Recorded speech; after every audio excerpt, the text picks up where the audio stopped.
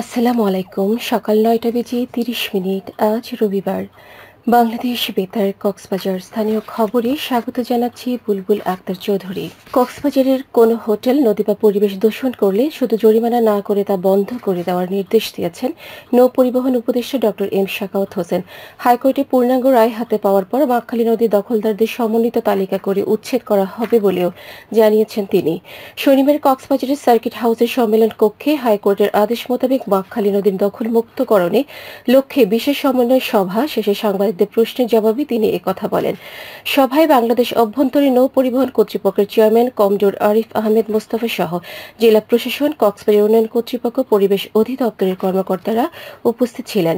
এর আগে গত ২৪শে আগস্ট কক্সবাজারের প্রধান নদী বাঁকখালীর সীমানায় থাকা দখলদারদের তালিকা তৈরি করে আগামী ৪ মাসের মধ্যে উচ্ছেদ এবং দূষণ নিয়ন্ত্রণে যথাযথ ব্যবস্থা নিতে সরকারকে নির্দেশ দেন হাইকোর্ট।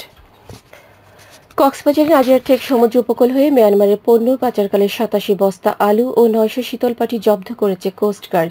কোস্টগার্ডের মিডিয়া কর্মকর্তা লেফটেন্যান্ট কমান্ডার সিয়ামুল হক এই তথ্য নিশ্চিত করেছেন।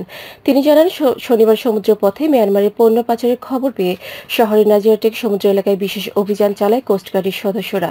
এই সময় সন্দেহভাজনভাবে একটি মাছ ধরার ট্রলারকে থামার সংকেত দেওয়া হলে পাচারকারীর ট্রলারটি দ্রুত গতিতে নাজিয়ারটেক বেনারনপাড়ার সংলগ্ন চরে উঠিয়ে দিয়ে পালিয়ে চলে যায়।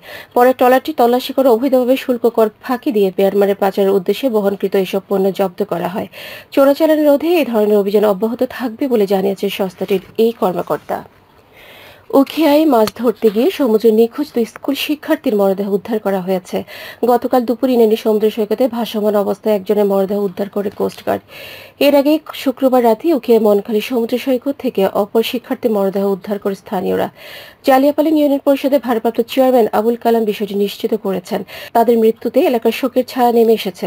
উল্লেখ্য, গত শুক্রবার সকালে ৬ বন্ধু মিলে শখের বশে সাগরে মাছ ধরতে গিয়ে স্রোতের টানে নিখোঁজ হয়ে সায়েম ও হাবিবুল। মহেশখালীতে পুলিশের অভিযানে কালামার ছড়ার শীর্ষ সন্ত্রাসী আনসারুল্লাহ ও তার সহযোগী গ্রেফতার করা হয়েছে। গতকাল দুপুরে মহেশখালী থানায় আয়োজিত এক প্রেস ব্রিফিং এ থানার পুলিশ পরিদর্শক এই তদন্ত প্রতুল কুমার শীল তিনি বলেন, সাম্প্রতিক সময়ে সামাজিক যোগাযোগ মাধ্যমে ফেসবুকে আনসারুল্লাহ অস্ত্র বেচাকেনার একটি ভিডিও ভাইরাল হয়। এরপর পুলিশ তাকে গ্রেফতার অভিযান অব্যাহত রাখে।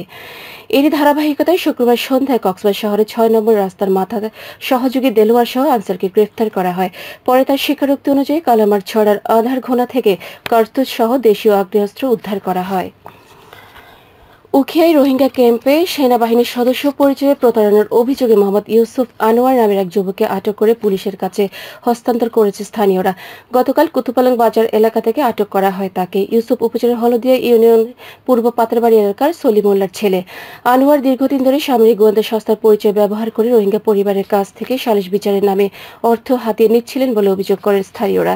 এ বিষয়ে সেনাবাহিনীর এক মুখপাত্র জানান, ক্যাম্প এলাকায় সেনাবাহিনী কেবল আইনশৃঙ্খলা রক্ষার সহায়তা করে। কোনো ব্যক্তি সেনা কর্মকর্তা বা গোয়েন্দা পরিচয়ে সালিশ বা আর্থিক লেনদেন করলে তা প্রতারণা। আটকের বিরুদ্ধে উখিয়া থানার মামলা দায়ের করা হয়েছে বলে জানান উখিয়া থানার ভারপ্রাপ্ত কর্মকর্তা। কুতুবদিয়ায় ২ দিন ব্যাপী বিনামূল্যে চক্ষু চিকিৎসা ক্যাম্পেইন সম্পূর্ণ হয়েছে। আলোকিত দৃষ্টি, মানবিক বন্ধন স্লোগানে Kutubdia model high school and college ও ধুরুং আইডিয়াল হাই স্কুলে পৃথকভাবে এই ক্যাম্পেইনের আয়োজন করে একটি বেসরকারি সংস্থা। ক্যাম্পেইনে ২০০০ রোগীকে চোখের চিকিৎসা সেবা প্রদান এবং বিনামূল্যে ওষুধ ও চশমা বিতরণ করা হয়।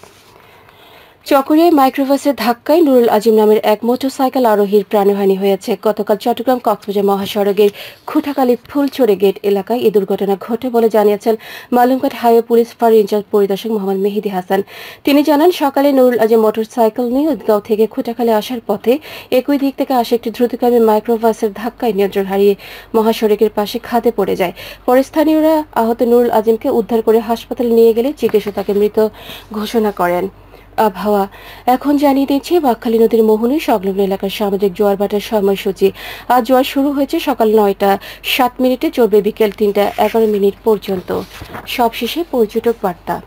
পর্যটন নগরী কক্সবাজার আগত ভ্রমণ পিয়াসুদের সাগরে পানিতে নামার পূর্বে সাবধানতা অবলম্বন করার জন্য অনুরোধ করা হচ্ছে। যারা সাঁতারে দক্ষ নন তাদের পানিতে বেশি যাওয়া উচিত নয়। ভাটার সময় স্রোতের সাগরমুখী টান প্রবল হয়, সাগরের গভীরে ভেসে যাওয়া এমনকি প্রাণহানির আশঙ্কা থাকে। সেই সাথে পর্যটকদের স্বাস্থ্যবিধি মেনে চলার পরামর্শ দেওয়া হচ্ছে। খবর শেষ হলেও আমাদের পরবর্তী খবর প্রচারিত হবে আজ দুপুর ২টা বেজে ৩০ মিনিটে।